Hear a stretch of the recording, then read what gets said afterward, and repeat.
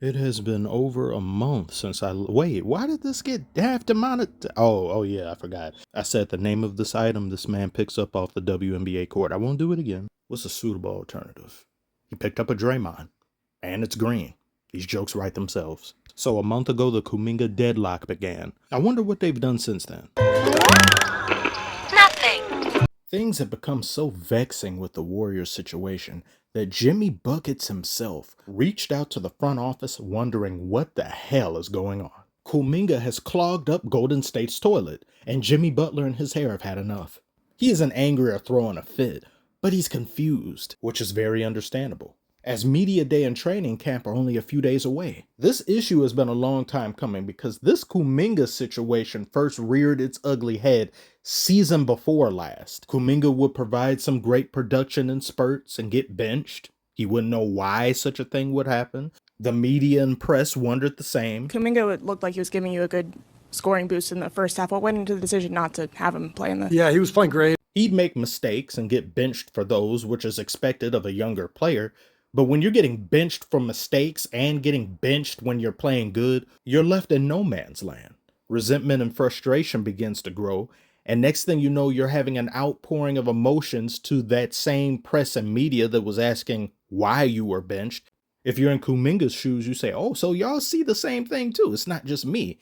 You begin feeding them frustration breadcrumbs. And over time, if nothing changes, those breadcrumbs become full 3-course meals.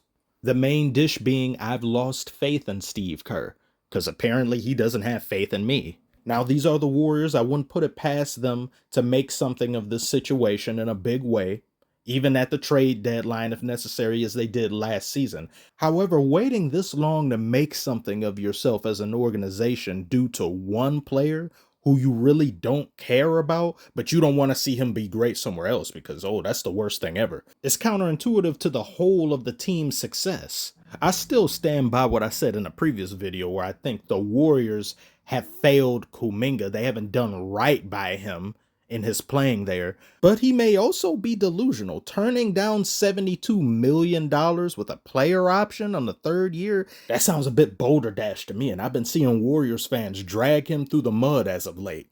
The man turned down 3 separate deals, and he also became worse in nearly every statistical category in a contract year, mind you. And not only does he command more money, but he also demands a bigger role with the team. Secondary option isn't going to cut it for him. He wants to be in the same realm of importance to the team as is a Steph Curry and Jimmy Butler. Good luck with that. A focal role even, over the greatest shooter the multiverse has ever seen. But let us not forget, in this very game here that you see before you, highlights of these past playoffs, the Warriors faced the Timberwolves, Kuminga was averaging 20-something points in this series. That's a safety net that he can fall upon and use to negotiate with.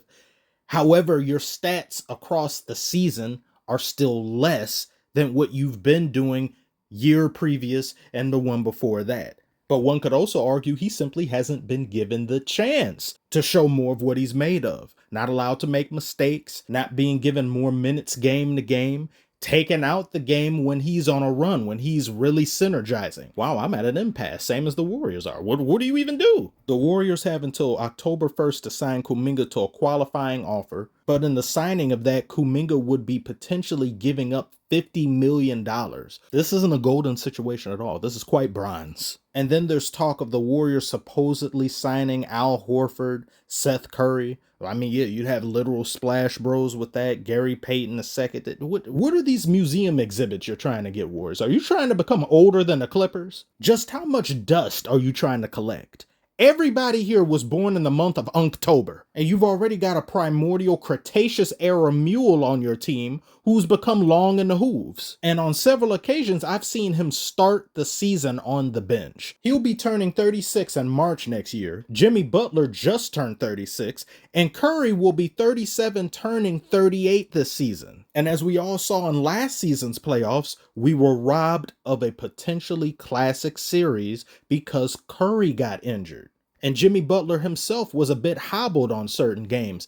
Even if you give them benefit of the doubt, You see the chemistry they have, the championship know-how. It's no longer a question of can you remain healthy throughout the playoffs. It's can you remain healthy throughout the season to even properly seed for the playoffs. Steph Curry is my favorite player, but I don't subscribe to the notion of, well, he's Curry. He can figure it out. That's the same mistake they were making with LeBron, and that doesn't work out properly. You give too much responsibility to some of these players who've gotten up there in age, and they can still be great.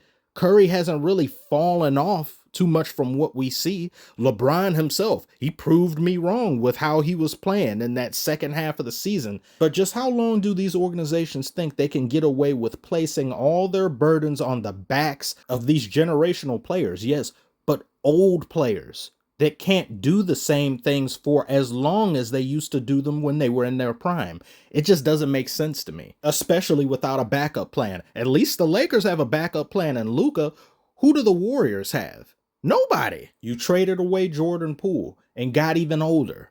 And even if Kuminga comes into his own, they simply haven't treated him with the same level of attentiveness as they did Jordan Poole. And because of that, Kuminga's trade stock has depreciated heavily. They simply waited too long to do anything with him. Most of these grievances are just long-standing issues the Warriors have had that have now caught up to them. And they simply aren't as young and talented as a squad as they used to be to simply bulldoze over them. I'm still very interested to see how this situation plays out in the coming weeks. But these are just my musings of the Kuminga and Warriors situation. If you disagree, do share your thoughts in the comments and tell me why I'm wrong. I could be wrong about that, but I'm not wrong about this. What you see before you is the latest project from one of my near and dear friends. I've showcased previous works of his before, but he's so talented that it would be a pure and utter disservice and injustice to not mention him again. I'll put a link to his channel in the description if you're interested. If you could just go and mosey on over there, show some love, I would also very much appreciate it, because this man has done so many things for me in my time of need. Not only has he provided me strength in these difficult years, but he's also reminded me of my own strength that I could no longer see for myself. Similar to how many of you have done.